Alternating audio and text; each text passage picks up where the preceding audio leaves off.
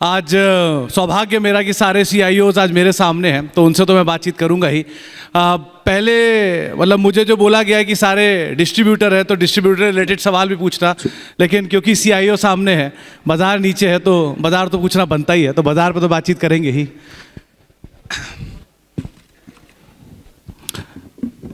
Ajay sir, सबसे पहला सवाल आप ही से पूछ लेता हूँ।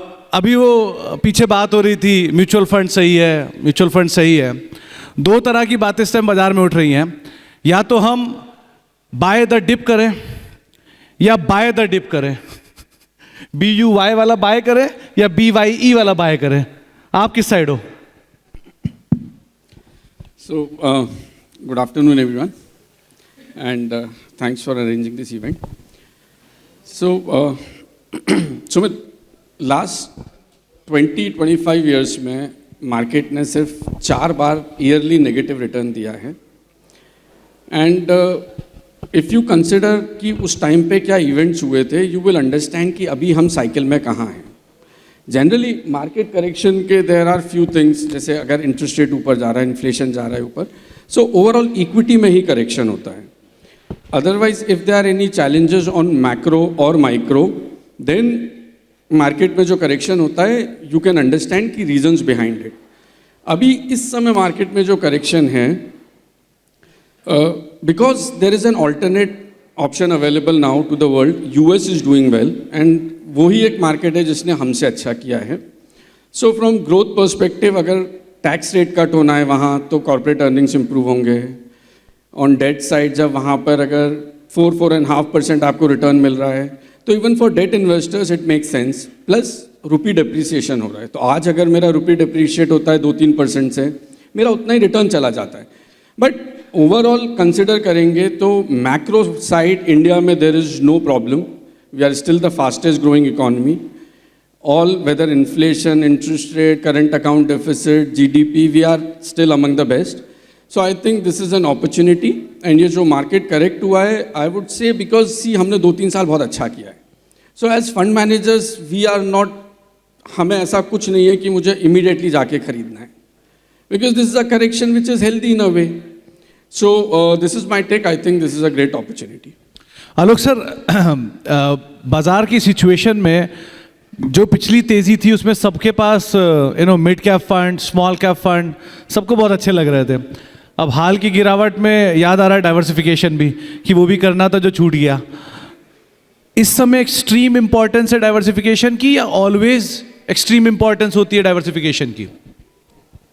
देखिए, डाइवर्सिफिकेशन की ज़रूरत तो हमेशा होती है, क्योंकि जो आप रिस्क मैनेजमेंट कर सकते हो वो डाइवर्सिफिकेशन के थ्रू ही कर सकते हो, right.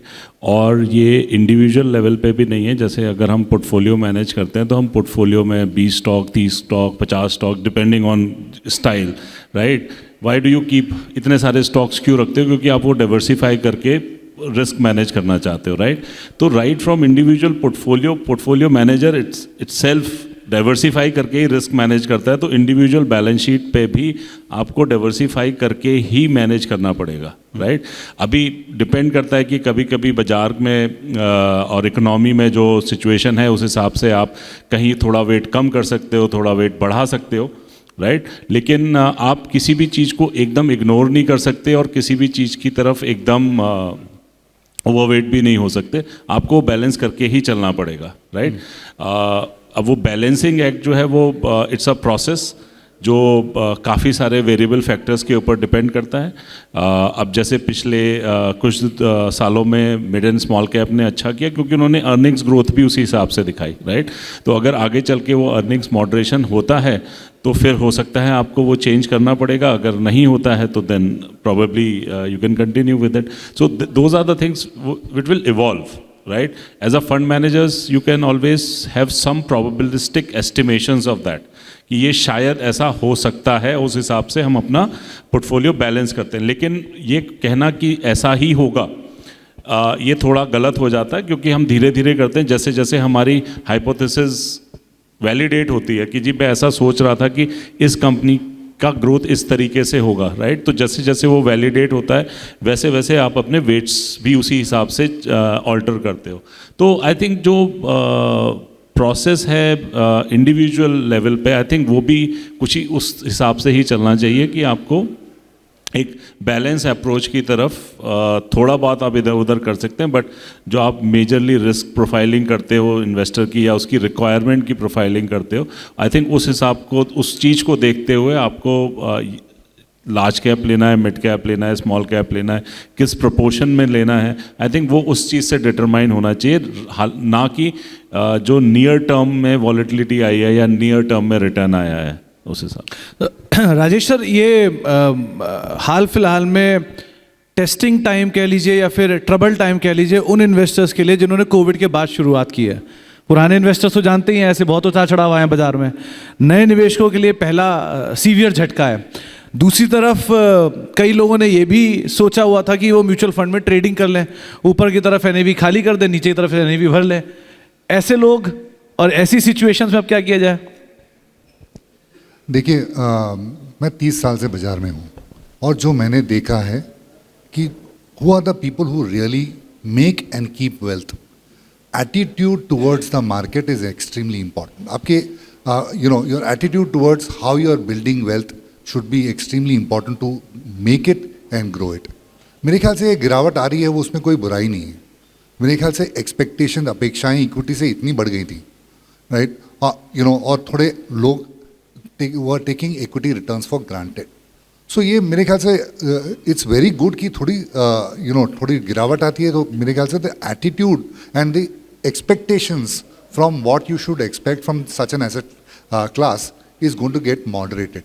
Look, we are a fantastic country, right? We should not forget, when the short term becomes hazy, you should stretch your time and the long term becomes clearer. For 45 years, India has given a return of 15% per annum. There is no country in the world which has given equity returns this consistently. And आज लोग मुझे बोलते हैं भारत देश का time आया है, right? The businesses of India make a return on equity of 16%. That is fantastic. You are not going to get that kind of profitability of businesses anywhere in the world, and it has achieved that with dramatic consistency. And I can tell you as an analyst, when I look at opportunities, whether it is in services, IT, etc., whether it is in consumption, whether it is in investment-led sectors, or any of these opportunities, so many businesses, मुझे दिखते हैं कि ये 5 साल, 10 साल में इतने बड़े हो जाएंगे। तो अगर आप ये टाइम होराइजन थोड़ा स्ट्रेच करिए, तो you will realise India is the most predictable, fastest growing economy in the world with a $4 trillion size. We have had a fantastic equity track record and we will do that as you move forward as well. अस्थिरता equity markets के प्रकृति में है, right? वो होना ही है।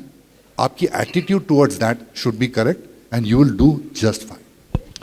अच्छा sir, इतने सारे फंड्स, इतने तरह के फंड्स, इतने तरह के निवेशक, इतने शहरों में एक्सपोजर, कैसे फिलॉसफी मैनेज करते हो? मतलब कैसे कर लेते हो कि ये फिलॉसफी यहाँ होनी चाहिए, वो फिलॉसफी वहाँ होनी चाहिए, कि सबका अलग टेक्सचर है, सबका अलग टेस्ट है, सबका अलग इक्विटी एक्सपोजर है या फिर एसेट क्लास एक्सपोजर है। सो कैसे फिलॉसफी मैनेज करते हो अलग अलग जगहों पे? So Sumit, Motilal Oswal because equity power house है, तो for us things are little simpler. हम लोग डेट में हैं नहीं, हम लोग बाकी एसेट क्लासेस में भी इतना कुछ एक्सपोजर है नहीं हमारा। सो हम we think equity breathe equity and for us, जैसा सर ने बोला, इंडिया में return on equity for the size of businesses and the kind of growth visibility that we have, काम आसान है, इतना मुश्किल नहीं है to be true. So for us cutting the noise is more important. And because we are very clear in our thought process, we are growth investors. So हमारा काम ये है कि पहले आइडेंटिफाई करते हैं which sectors, which are those businesses, management, वो कैसा ग्रो करेंगे, एंड सेकेंडली वो उस ग्रोथ को फंड कैसे करेंगे। Because see P&L growth is one thing, but how you bring that growth through balance sheet में ही पूरा फ़र्क आता है रिटर्न्स में। स्पेशली अभी क्योंकि स्मॉल और मिड कैप को लेके इतना सबके दिमाग में चल रहा है। लास्ट 10 साल में स्मॉल और मिड कैप कंपनीज में जो ट्रांसफॉर्मेशन हुआ है, आज उनके बैलेंस शीट आप देखेंगे लेवरेज इज ए 10 ईयर लो सो जब ग्रोथ आ रहा है, आप अपने खुद सोच के देखिए, आज अगर आप ग्रो कर रहे हैं और किसी बैंक से कोई भी लोन नहीं ले रहे हैं, अपने पैसे से ग्रो कर रहे हैं, that is the kind of healthy growth that India is now displaying. And उस केस में क्या होता है, इक्विटी में रिटर्न अगर आप थोड़ा सा if you do your hard work, फिर क्या होता है, आपको quarterly results become more important, क्योंकि आपको you have to make sure कि एक्सपेक्टेशंस आर मैट। आज अगर किसी कंपनी का मुझे लगता है प्रॉफिट 100 करोड़ से 200 करोड़ जाने वाला है, बट वो journey has to be travel through every quarterly result. So फिर चैनल चेक्स, आपका काफ़ी काम इंपॉर्टेंट हो जाता है कि you go to the ground and make sure that numbers expectations are met. Because ऐसे मार्केट में ना होप स्टोरीज को रिवॉर्ड नहीं मिलता। आप एवरी क्वार्टरली रिजल्ट सीजन देखेंगे, any company which is not delivered is brutally correcting. So for us clear है good earning story, how they are doing it, promoter pedigree, and then finally valuation की बात आती है, because we are concentrated, हमारे पास 100 stock नहीं होते portfolio में। So starting point becomes very important for us.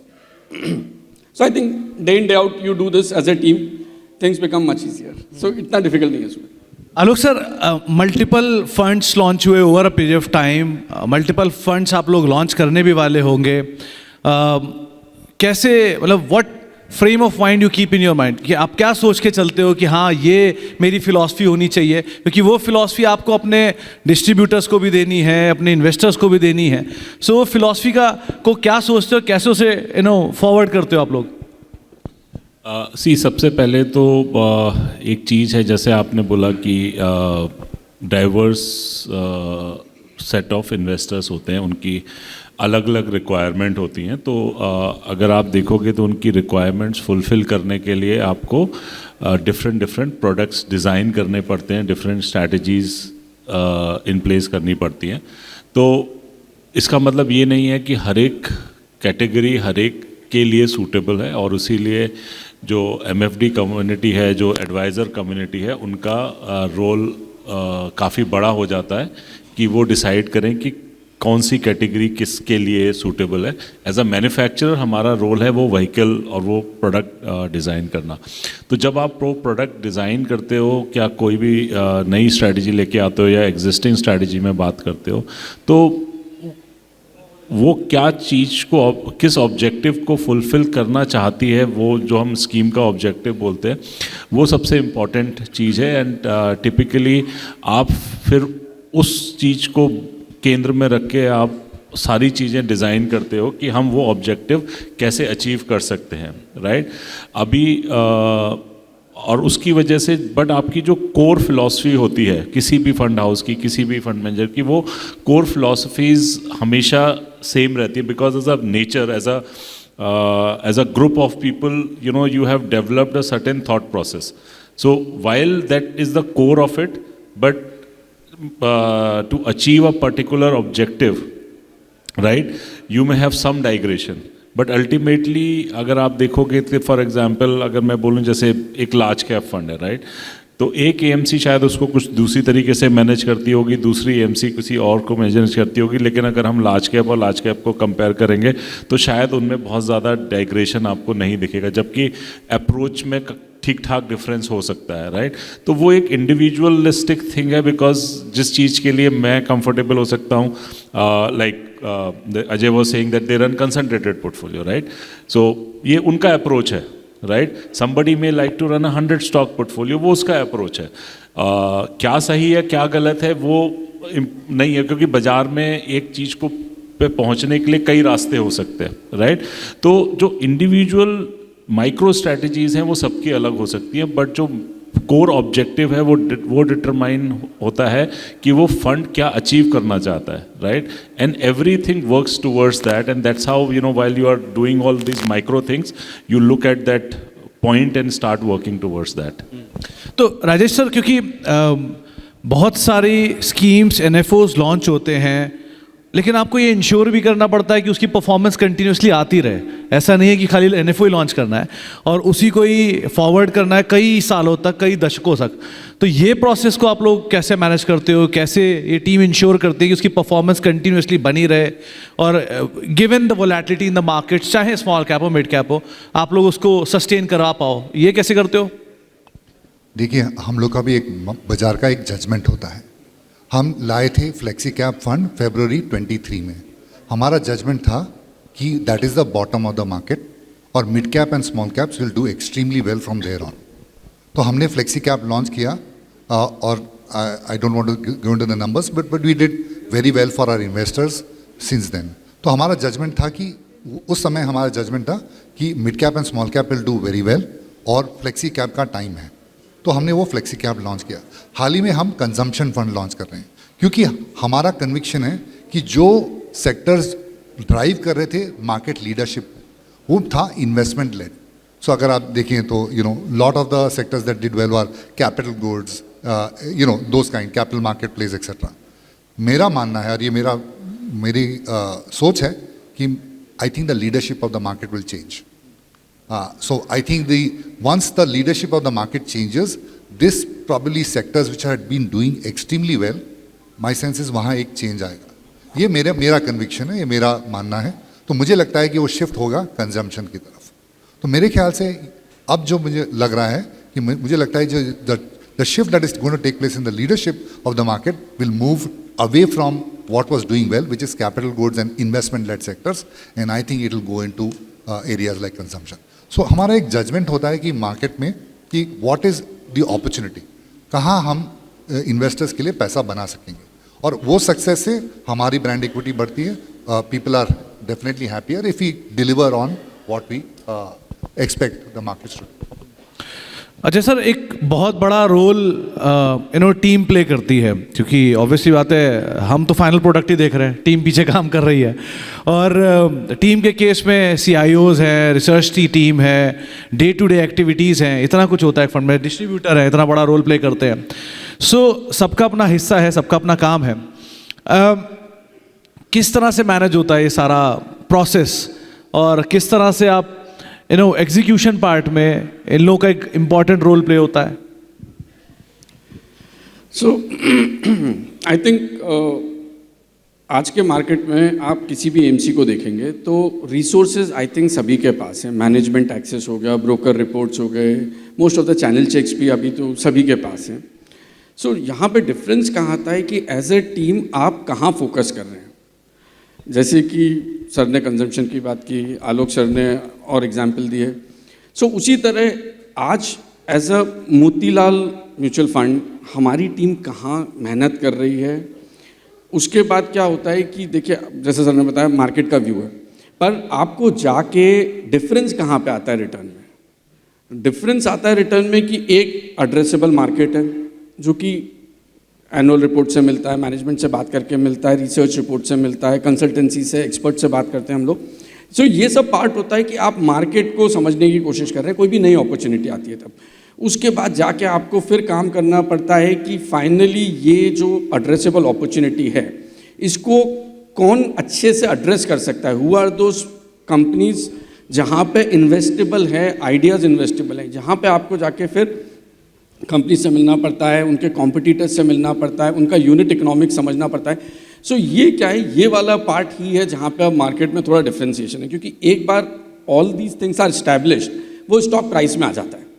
तो इस समय डिफरेंस इन रिसर्च इज कि हम लोग क्या करते हैं, जैसे वी ट्रैवल अ लॉट समझने के लिए कि वो यूनिट इकोनॉमिक्स कैसा चेंज होगा। बिकॉज क्या होता है, एक बार जब रिपोर्टेड नंबर्स में आ गया, पब्लिक इन्फॉर्मेशन हो गया, उसके बाद फिर वो स्टॉक प्राइस में ऑलरेडी दिख जाता है। So as a team we try to work and make sure that we are ahead of the cycle. उसके लिए we do lot of channel checks, expert calls, visits. So वो उससे difference आता है। And then finally you have to manage the risk part of it. अभी उसमें accounting से लेके we engage different partners also in trying to understand कि accounting कैसा है, फॉरेंसिक कराते हैं उसके लिए, बिकॉज हर चीज़ हम भी नहीं समझते। So there we take the help of experts, and I think this is the different approach that we bring to the table. Finally, execution की बात जहाँ तक आती है Sumit, so execution is equally important because mid and small cap में क्या होता है, थोड़ा सा liquidity के लिए you have to work on it.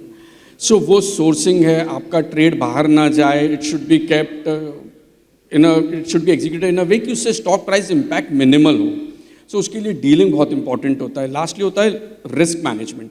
सो क्या है, because we want to run liquid portfolios, तो ऐसा ना हो कि आज मैंने स्टॉक तो खरीद लिया पर उसको बेचने के लिए मुझे 1 साल लग जाएगा। सो रिस्क मैनेज करता है कि आज उस स्टॉक का अगर सपोज 10% आपने डे के वॉल्यूम का लिया है पार्ट, तो कितने दिन लगेंगे आपको वो एग्जीक्यूट करने में। So risk also becomes part of execution where they manage and make sure कि हमारे पोर्टफोलियोज लिक्विड हैं। So I think it is combination of all these things and compliance is equally important कि ऐसा नहीं हो कि आपने ट्रेड उसको ग्रे लिस्ट में नहीं डाला और एम्प्लॉयज़ को परमिशन मिल गई। सो क्योंकि वो रेगुलेटरी बीच और equally important now. So this is whole ecosystem which work in tandem, जिससे आप ये म्यूचुअल फंड के रिजल्ट देखते हैं। तो आलोक सर, करीब करीब 7,200 BSE में लिस्टेड कंपनियां हैं, रफली 92 IPO पिछले साल भी आते हुए दिखाई पड़े। फ्लो है, ठीक ठाक है, लेकिन आप सब तो ट्रैक कर नहीं सकते। कैसे आप ईयर मार्क करते हो? हम भी ट्रैक करते हैं, कोई भी कंपनी लेते हैं, किसी का P 200 जा रहा है, किसी का P 100 आ रहा है, कोई की ग्रोथ अच्छी है, कोई का वैल्यूएशन महंगा है। सो ये चीज़ को मैनेज कैसे करते हो? क्या पहले से लिस्ट बना के रख ली कि यही मेरी कंपनियां, इन्हीं को मैं देखूंगा, या नया परव्यू ले रहा है? प्लस एक और जो भी अजय भी कह रहे थे कि लिक्विडिटी मिलती नहीं है, अच्छे पेपर में लिक्विडिटी नहीं सबको चाहिए, फिर कैसे मैनेज करोगे सिचुएशन? देखिए, सबसे पहले तो आपने सही बात बोली, बहुत सारी कंपनीज लिस्टेड हैं और लिस्टेड नई लिस्टिंग्स होती भी जा रही हैं। तो आपको पहले तो एक चीज़ मतलब जो आई थिंक सारे फंड हाउसेज ही करते हैं कि भाई आप किस लेवल तक, किस साइज़ तक इन्वेस्ट कर सकते हो, राइट? क्योंकि आपके पोर्टफोलियो का एक साइज़ है, राइट? और अगर आप सेबी का रूल भी देखो तो आप 10% ओन कर सकते हो, राइट? तो वो अगर 10% किसी 100 करोड़ की कंपनी का 10 करोड़ है और आपका पोर्टफोलियो 10,000 करोड़ का है, तो आप मतलब उतनी मेहनत करके करोगे क्या, राइट? तो सबसे पहले जो कॉन्सेप्ट ऑफ मटीरियलिटी होता है, right, that should be material, size should be material enough for you to take right exposure, right? So everyone has to define कि boss what is that cut off, right? Whether 5,000 crore is a cutoff, 10,000 crore is a cutoff, 1,000 crore is a cutoff, depending on the size what they are managing, right? That's the one thing, because that also determines कि जो अजय बोल रहा था कि in terms of liquidity, because size also plays an important role, right? अगर एक छोटी company है, उसका 75% प्रमोटर के पास है, right? तो जो बचा हुआ है वो फ्री फ्लोट कम है और उस फ्री फ्लोट की वैल्यू और भी ज़्यादा कम है, राइट? सो आई थिंक वो एक इम्पॉर्टेंट रोल प्ले करता है। कॉन्सेप्ट, आइडिया कि ये हो सकता है, वो नहीं हो सकता है, वो वहाँ से आप शुरू करते हो, राइट? लेकिन उसके बाद आप कहीं ना कहीं रुक जाते हो कि भाई इससे ज़्यादा छोटी साइज में मैं नहीं पार्टिसिपेट कर सकता, राइट? बिकॉज अल्टीमेटली मेरे को सिर्फ खरीदना नहीं है, मेरे को बेचना भी है एक दिन, राइट? तो ये दोनों चीज़ें करती हैं। इसीलिए अगर आप देखोगे कभी कभी काफ़ी सारे जो माइक्रो सेक्टर्स होते हैं वो बहुत अच्छा कर रहे होते हैं, लेकिन फंड हाउसेस में उनका रिप्रेजेंटेशन बहुत ही कम होता है या नहीं होता है, क्योंकि उनका साइजेस इतना छोटा है, राइट, कि आप चाहकर भी एक मीनिंगफुल डेल्टा नहीं बना सकते, राइट? एंड आपके पास दिन के वही 24 घंटे हैं, राइट, जिसमें आप एक x amount of data scan कर सकते हो, राइट? तो फिर आप अगेन अगर कॉन्सेप्ट ऑफ मटेरियलिटी पे जाते हो, तो अगर आप छोटी छोटी चीज़ों में अपने 5-5 घंटे करोगे तो फिर जो बड़ा डेल्टा जहाँ पे आ सकता है वो आप ऐसे कैसे करो। तो कहीं ना कहीं आपको वो एक कॉल लेना पड़ता है, उसके लिए आपके फंड का साइज भी एक इम्पॉर्टेंट रोल प्ले करता है। सेकेंड इज कि उस सेक्टर या इंडस्ट्री का वो कितना बड़ा साइज है, राइट? क्योंकि तभी जो पूल ऑफ प्रॉफिट्स होता है, देखिए सबसे ज़्यादा पैसा कब बनता है? जब आपका पूल ऑफ प्रॉफिट इंक्रीज होता है, राइट? जिसको आप किसी भी तरीके से देख लो, आप आरओई की टर्म्स में देख लो या कुछ, मतलब ultimately that pool of profit has to increase, and that pool of profit has to be increasing at a faster pace is one thing, but that size of that pool of profit should also be good enough for everyone to participate in a meaningful manner, right? तो I think ये चीज़ मतलब हर एक कोई अपनी अपनी तरीके से देखता है, बट कहीं ना कहीं ये दो चीज़ों पे जाके सबकी गाड़ी रुकती है। राजेश सर, कहा जाता है कि बाजार में when to say no is more important than what to say yes और when to say yes। मतलब आपको ये पता होना चाहिए कि आपको निकलना कब है। एंट्री तो सभी कर सकते हैं, exit is the crucial strategy, 1। 2, आपके केस में हमने एक फिलॉसफी के साथ शुरुआत की, लेकिन विद टाइम सिचुएशन बदल गई, मैक्रो इकोनॉमिक सिनेरियो बदल गया, थोड़ा थोड़ा डिविएशन आता है, एटलीस्ट आम आदमी तो करता ही है यही काम. सो आप इतने बड़े फंड के साथ कैसे ये इंश्योर करते हो कि आप अपनी फिलॉसफी को स्टिक करो और उसी के साथ ही रहो, या वो बेसिक अंडरलाइंग फिलॉसफी के अंदर ही रहो? देखिए, बाजार में जब आप एंटर करते हो और you start learning from that day, और ये लर्निंग क्यूमुलेटिव होती है और अक्यूमुलेट होती है, right, of what works and what doesn't work. तो पहले तो अगर आप फॉर्चुनेटली हमारा एक यूनिक धंधा है कि जैसे आप एक्सपीरियंस होते हैं आपकी वैल्यू बढ़ती जाती है, क्योंकि आपके पास वो एक्सपीरियंस है. बोलते हैं ना, you can not teach a new dog old tricks, right. So being an old dog helps, क्योंकि वो cumulative experience, cumulative understanding of markets and what works in markets, it helps. So that's the first point. Second is, हमारी principles of what we are looking for is very clear. So what kind of companies we are looking for is very clear. So typically what we do is, we know that India is a growth opportunity. तो सबसे ज़्यादा wealth creation कहाँ होता है? मोतीलाल जी वो लोग wealth creation सर्वे निकालते हैं, राइट, कि कहाँ वेल्थ बनी है. तो हमने देखा है कि सबसे ज़्यादा वेल्थ ऐसे बिजनेस में बनती है जो ग्रोथ ओरिएंटेड है, और इंडिया में आपको लाभ लेना है ये ग्रोथ का. जो मैं कह रहा हूँ कि 10 साल की प्रेडिक्टेबिलिटी है, अगर कोई मार्केट है तो वो इंडिया है. So first we are clear, we want to buy growth businesses. Second, we want to buy more predictable businesses, right? तो जो आप प्रिडिक्ट कर सको, आपका एक अनुमान हो सकता है कि ये धंधा ये 3 साल में इस तरह ग्रो करेगा और मेरी प्रिडिक्टेबिलिटी इसमें ज़्यादा है. मैं आपको एक एग्जांपल दे देता हूँ. I don't think I can predict steel prices for the next 3 years. वो बहुत डिफिकल्ट हो जाता है क्योंकि इतने ग्लोबल फैक्टर्स लगते हैं. But I can predict what a telecom company can do in 3 years. तो so first growth, second predictability, third we want to buy high free cash flow businesses. Who doesn't want to buy a good business, right? That is not a differentiation, but I'm just saying that everybody wants to buy a good business, but it is defined by इसकी working capital कैसी है, इसकी return on equity कैसी है, इसके free cash flow कैसे हैं, इसका कैपिटल इन्वेस्टमेंट डिसिप्लिन कैसा है, इसमें स्कोप ऑफ अपॉर्चुनिटी कितनी है, कितनी बड़ी हो सकती है ये कंपनी 4, 5, 10 साल में. एंड लास्टली, मोस्ट इंपॉर्टेंटली, ये क्या प्राइस दे रहे हैं. देखिए, एज फंड मैनेजर्स मुझे पूछते हैं what is your job. As a fund manager 2 चीज़ें इंपॉर्टेंट हैं. आप बड़ा पैसा कब बनाते हैं? आप बड़ा पैसा बनाते हैं पहले जब आप आगे देख सकें.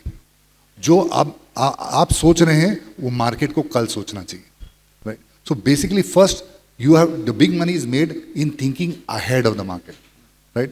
Second, big money is made when you buy mispriced stocks, right? तो mispricing, जहाँ value है, जहाँ mispricing है, वो देखने की जरूरत है. So मैं जैसे कि कह रहा हूँ, मुझे लगता है कि leadership change होने वाली है. That's we are looking forward.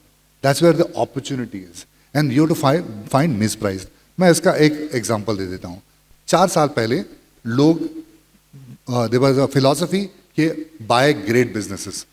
So I'm नाम लेता हूँ कंपनी है तो it will become more clearer.